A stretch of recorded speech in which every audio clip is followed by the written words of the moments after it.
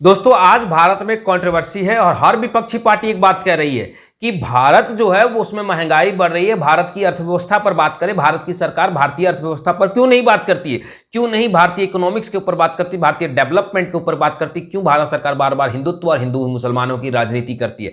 आज तमाम विरोधियों और उन तमाम देश लोगों को आज बहुत ही दुख लगेगी जब मैं देश के विकास की बात करूंगा। देखिए, हिंदुस्तान में आज भी कुछ ऐसे विपक्ष बैठे हुए और कुछ ऐसे लोग बैठे जो खुद हिंदुस्तान के ही गिलत होने पर हिंदुस्तान का अपमान उड़ाने के लिए तैयार होते हैं। यानी उन्हें इस चीज का शर्म नहीं होता है कि हमारा हिंदुस्तान हार गया, बस उसे मोदी के नाम पर देश का अपमान करना होता है। मैं इस पार्टी में किसी चैनल पर किसी पार्टी का समर्थन नहीं करता हूं, पर मैं उन लोगों का विरोध करता हूं जो पार्टी के लिए देश का विरोध करते।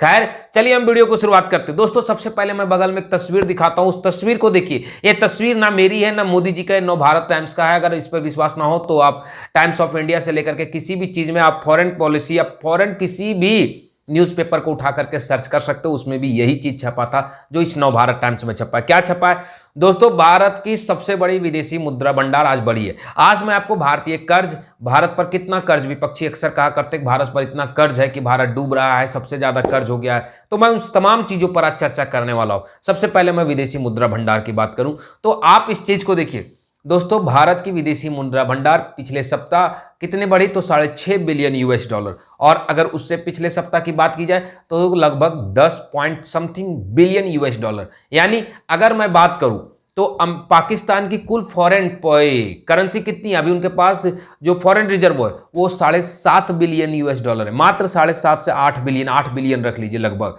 सोचिए भारत ने उतना एक सप्ताह में उससे ज्यादा यानी 10 बिलियन US डॉलर को कमाए। भारत अपने सबसे उच्चतम स्तर पर अभी पहुंच चुकी है, अभी पहुंची नहीं है। एक समय में मोदी जी के ही राज में 642 बिलियन डॉलर हमने फॉरेन रिजर्व में पाया था, अभी 635 हमने पहुंच चुके हैं। चलिए दोस्तों, ये हो गया फॉरेन रिजर्व की बात, और ये दुनिया में सबसे ज्यादा हाई ग्रोथ में, इसे IMF से लेकर के कई लोगों ने इसका समर्थन किया और इसके लिए भारत की बहुत प्रशंसा की है कि आज डूबती हुई पूरी दुनिया की अर्थव्यवस्था में भी भारतीय फॉरेन रिजर्व कैसे बढ़ रहा है। खैर बात जब शुरुआत की है तो बात को थोड़ी आगे ले जाते हैं और फॉरेन रिजर्व की बात है तो चलिए अब हम बात करते हैं सन 2014 से पहले और सन 2014 के बाद। तो दोस्तों भारत पर आज के कुल कर्जों का अगर लोग कहते हैं कि भारत पर आज कुल कर्जा बहुत बढ़ा दिया, मोदी जी के राज में इतना कुल कर्जा बढ़ा है, ऐसे बढ़ा है, वैसे बढ़ा है, लंद फंद देवानंद की बातें आती। तो चलिए मैं बात करता हूं। अगर मैं बात करूं सन 2014 से पहले भारत के ऊपर टोटल कितने विदेशी कर्ज थे, तो भारत पर टोटल कर्जों की बात की जाए तो 55 लाख करोड़ थे। कितना? 55 लाख करोड़। अगर आज के हिसाब से यानी कि लगभग 300 बिलियन US डॉलर। लेकिन अगर आज बात की जाए, आज है ना, 300 नहीं 250 बिलियन US डॉलर। लेकिन अगर आज बात की जाए कि आज कितने बढ़ी हुई है, आज भारत के ऊपर कितना कर्ज है, तो पहले जहां 155 लाख करोड़ था, आज भारत का कुल कर्ज 155 लाख करोड़ है। यानी मोदी जी के शासनकाल में 100 लाख करोड़ का कर्ज बढ़ा है। यानी जो 55 सालों में केवल भारत ने 55 लाख करोड़ का कर्ज लिया था, उसे भारत सरकार मोदी जी के 9 सालों में, केवल 10 सालों में इसे 155 लाख करोड़ कर दिया गया। अब इसे इंग्लिश में अगर ट्रांसलेट किया जाए तो ये 635 बिलियन US डॉलर कर्ज आज के समय में है। अब चलिए हम कर्ज की बात करते हैं तो थोड़ी और आगे बढ़ते हैं। तो दोस्तों अब यहां तो आपको अक्सर हर आदमी ये कहता है कि भारत का कर्ज जो है वो 55 से 155 हो गया, लगभग 3 गुना बढ़ा है। कितना? 3 गुना। आपने इस चीज को अक्सर सुना होगा कि भारतीय कर्ज का क्षेत्र 3 गुना बढ़ा, अक्सर कांग्रेस से लेकर हर विरोधी पार्टी कहती। अब चलिए हम 2014 से पहले भारत की अर्थव्यवस्था और आज भारत की अर्थव्यवस्था की बात करूं। अगर 2014 से पहले भारत की अर्थव्यवस्था बात करूं तो 113.45 लाख करोड़ थी, जो अभी बढ़कर के 272.5 लाख करोड़ हो गई। यानी लगभग ये भी 2.5 गुना अधिक, 2.5 गुना अधिक भारतीय अर्थव्यवस्था बढ़ी है। बट इस देश में आज तक कोई विपक्षी इस पर मुद्दा नहीं बनाता है। चलिए हम बात फॉरेन आगे भी करते हैं। अगर हम इसे विदेश फॉरेन करेंसी की बात की जाए कि कर्ज पर, फॉरेन रिजर्व पर, तो भारत में 2014 से पहले अगर फॉरेन रिजर्व की मैंने बात किया तो 304.2 बिलियन US डॉलर थी। कितना? 304। लेकिन मोदी जी के केवल 10 सालों में ये 625 बिलियन US डॉलर हो गया। यानी सोचिए कि जहां 55 सालों में केवल 300 बिलियन डॉलर बनती है, वहीं भारत की मोदी सरकार केवल 10 सालों में से 625 बिलियन यूएस डॉलर में भारतीय फॉरेन रिजर्व को ले जाया करती है। तो फिर हम मोदी जी को केवल उसी चीज में क्यों दूसते हैं जब कर्ज बढ़ती है, जब फॉरेन रिजर्व और भारतीय अर्थव्यवस्था 2.5 गुना 3 गुना बढ़ता है, हम तब क्यों नहीं बढ़ते। खैर आगे बढ़ते हैं। अगर हम भारतीय अर्थव्यवस्था की नंबरिंग की बात करें तो भारत 2014 से पहले दुनिया का 11वां सबसे अमीर देश था, 11th, लेकिन आज भारत दुनिया का 5वां सबसे अमीर देश है। दोस्तों यहीं पे नहीं, अगर हम बात करें टोटल कर्जों की, अब मैं बात कर रहा हूं कि टोटल अभी भारत की डेवलपमेंट पर अब विरोधी किस प्रकार से छेकते हैं, चलिए मैं बात करता हूं सन 2014 से पहले और बाद में। तो मैं एक आपको आंकड़ा देता हूं। क्या आपको पता है इस देश में सबसे पहला एम्स का नींव किसने रखा था?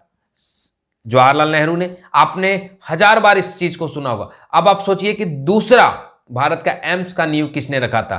क्या राजीव गांधी? ना। लाल बहादुर शास्त्री ने? ना। इंदिरा गांधी ने? बिल्कुल नहीं। सोनिया गांधी? वो भी नहीं। मनमोहन सिंह? ना बाबा ना। दूसरे भारत के सबसे बड़े एम्स का निर्माण अटल बिहारी वाजपेयी ने करवाया था। यानी कि एक बनवाए थे कौन? तो सोचिए जवाहरलाल नेहरू। और उसके बाद दूसरा कब बना? तो अटल बिहारी वाजपेयी के सरकार पर। जो लोग स्तंभ बढ़ते हैं कि आईआईटीएन और खुद को मेडिकल कॉलेज और बाद में अपने आप को एम्स के डेवलप नेहरू ने किया, उनसे पूछिएगा कि एक एक तो नेहरू ने खोल दिया, ये दूसरे नंबर पर खोलने वाला कोई और नहीं अटल बिहारी वाजपेयी थे।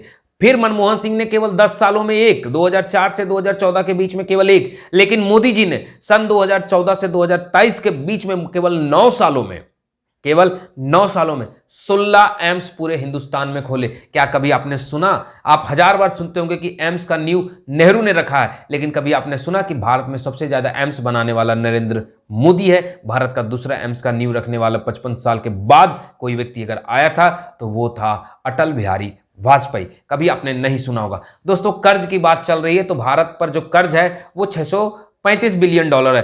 अब मैं आपको बता रहा हूं कि 635 बिलियन यूएस डॉलर क्या भारत के लिए बर्बादी करेगी या भारत के ऊपर बहुत ज्यादा है। तो सबसे पहले मैं शुरुआत करता हूं अमेरिका से। अमेरिका की अगर कुल अर्थव्यवस्था की बात की जाए 31.46 ट्रिलियन यूएस डॉलर है। कितना? 31.46 ट्रिलियन डॉलर है। और उस पर टोटल कर्ज कितना है? तो 27.97 ट्रिलियन डॉलर, यानी लगभग कुल अर्थव्यवस्था का 85% कर्जे में है अमेरिका। सोचिए, जिसकी देश की अर्थव्यवस्था 30 से 31 ट्रिलियन डॉलर है, वो 27 से 28 ट्रिलियन डॉलर कर्ज में है। चीन, अमेरिका नंबर 1 पर। दूसरे नंबर पर अगर दुनिया का कोई देश कर्जे में है तो वो है चाइना।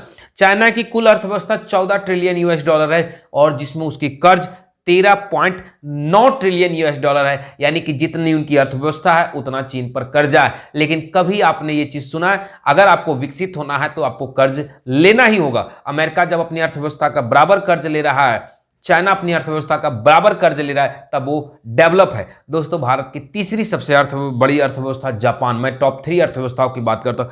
उसकी कुल अर्थव्यवस्था अगर हम जापान की बात करें तो 4.2 ट्रिलियन डॉलर है। सोचिए, आप जापान की कुल अर्थव्यवस्था 4.2 ट्रिलियन यूएस डॉलर है, लेकिन उसके ऊपर कर्ज 13.6 ट्रिलियन यूएस डॉलर है, यानी 3 गुना जापान की कुल अर्थव्यवस्था से 3 गुना अधिक जापान पर कर्ज है। जबकि अगर मैं इंडिया की बात करूं तो इंडिया का कुल अर्थव्यवस्था की बात करें तो 3.7 ट्रिलियन डॉलर है, यानी लगभग 4 ट्रिलियन यूएस डॉलर से थोड़ा कम। लेकिन भारत पर कर्ज कितना है? तो 0.6 ट्रिलियन डॉलर, 0.6, यानी कि जहां सबकी अर्थव्यवस्था से अधिक है वहीं भारत की अर्थव्यवस्था से कम है। सोचिए, अमेरिका की कुल अर्थव्यवस्था 27.97 ट्रिलियन डॉलर, कर्जा 31.46 ट्रिलियन डॉलर, मैंने पहले उल्टा बता दिया था। जहां चाइना की कुल अर्थव्यवस्था 13.9 ट्रिलियन डॉलर, कर्जा 14 ट्रिलियन डॉलर, यानी 100 बिलियन डॉलर अर्थव्यवस्था से अधिक। जहां जापान की कुल अर्थव्यवस्था 4.2 ट्रिलियन डॉलर, वहीं कर्जा 13.6 ट्रिलियन डॉलर, 3 गुना अधिक। वहीं भारत पर की अर्थव्यवस्था 3.7 ट्रिलियन डॉलर, वहीं भारत पर कर्ज आधे trillion dollar, half trillion dollar के लगभग में है। अब सोच करके देखिए कि भारत कितना कर्ज में है और भारत के लिए कितना घातक है।